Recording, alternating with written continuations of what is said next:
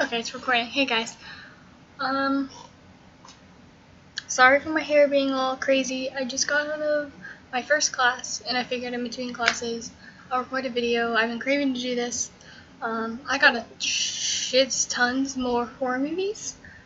I think. On the side, I can't remember. The only ones in this collection I do not have with me that I can think of is my Nightmare on Elm Street collection, so that's like all 8 movies, Ouija, and there's one other one. I'm trying to think of the name of it. Yeah, I think that's it.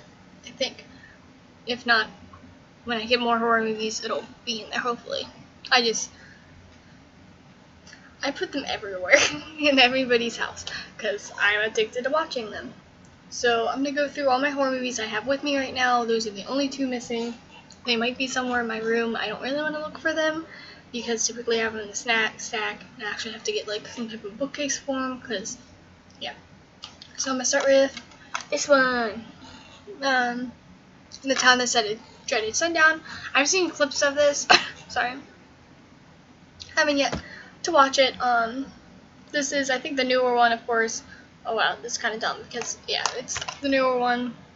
I do want to get the old one because I'm a sucker for getting originals and remakes, and yeah. And then I have a collection, which I don't have the full collection, and I want to get it. Oops, that one. Friday the 13th, and I'm missing 3 and 4. I think I have almost all of, well, not almost all of them, but I've watched a little bit of them. But yeah, I'm just missing 3 and 4 right now, which kind of sucks. But and then I have The Exorcism of Molly Hartling. I've watched this one. Pretty good, I would say. It's pretty interesting. It is different from other ones, but then again, it's the same. You know how it is when it's like there's notable differences, but then there's the same. I have Wrong Turn, the 3-pack. I'm missing 4 and 5. I don't think there's a 6th one. I can't remember. And I've seen all of them. I don't know which one would be my favorite. It's kind of a tie to the first and second one. The second one's pretty interesting. But the overall series, I feel like it's kind of drawn out because I was reading on Wikipedia what the other ones are about because I was curious because I haven't seen them, and yeah, it just drags on to Three Finger, and I was kind of bummed about it because it's like, really. And then I have the collection, not the full collection anymore since the new movie came out, The Conjuring and Annabelle. I really do want to get The Conjuring 2 because holy shit, that movie. I know it's recently, so if you have an opinion on it, if you've seen it, I want to see what you think of it. I love the movie. It actually it generally did like jump scare me a lot more times than I like kind of wanted it to, you know, if when you're like a horror movie fan, do you like being scared, but then again, you're just like, probably seen it, probably not gonna be that scary. It did scare me a little bit, and it got me addicted to the Elvis Presley song in it. I already liked Elvis Presley, and now it made a tie between In the Ghetto and Now Falling in Love with You. So I don't know which one to pick. It's my favorite song by him, but just saying. And then I have the Texas Chainsaw Massacre, the 1974 one. I have seen this. This is my favorite Texas Chainsaw Massacre movie. I don't have a lot of them, but it's very interesting between the normal suspenseful where kids go in the house or go somewhere and it kind of takes on like what it was like for him, if you get what I mean. I do this one last because I'm gonna talk. And then I have the remake of The Poltergeist. This is a pretty good movie for it's pretty okay remake. The only disappointing part of it is she messes up the "We're Here" line, and trust me, if you know the original and you've seen the remake, you understand what I'm saying. And then I have the Alfred Hitchcock Psycho. And I'm pretty sure this is the original. I haven't really seen this one. I haven't yet watched it, but I have it, and there's some people that want to watch it. I'm more of a type of person, I like watching movies with people to get like a second opinion about it. YouTube videos of it. And then I have the Vatican tapes, which this is actually a pretty good one as well. For like it's very interesting. It's kind of weird, in my opinion. Like I don't know how to explain it, but it's just strange to me. I kind of like it, which is why like when I bought it, I wasn't sure about it, but it's just very.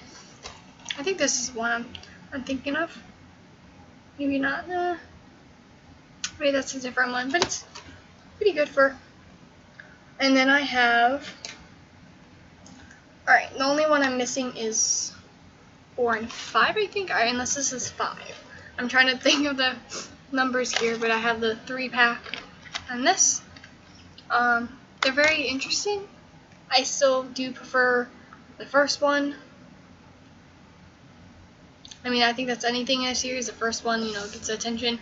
But I do like how instead of it taking a massive turn, kind of like the Wrong Turn series, how it focuses on like one person, it does focus on like a family and stuff, but then it changes a little bit, I think, from what I can kind of remember.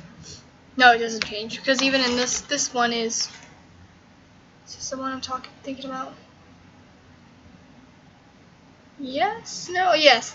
This is the one where it's like back in like the 80s and they're actually watching something in like the future. And it's very, that would kind of freak me out a little bit. I was like, whoa. Alright. My next one is the Evil Dead, the original. I do want to get the remake. I do find this very hilarious. Me and my friend were watching it and we were kind of like making fun of it, like, joking around. But it is very interesting for a movie that's only, I think the cast is actually, was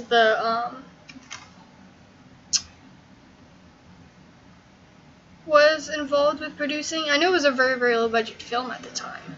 I think it was like, more, I don't know how to explain it. Like, I'm trying to remember from what, like, I read about it. From it being, from it being, I feel like they said it was low budget and it was,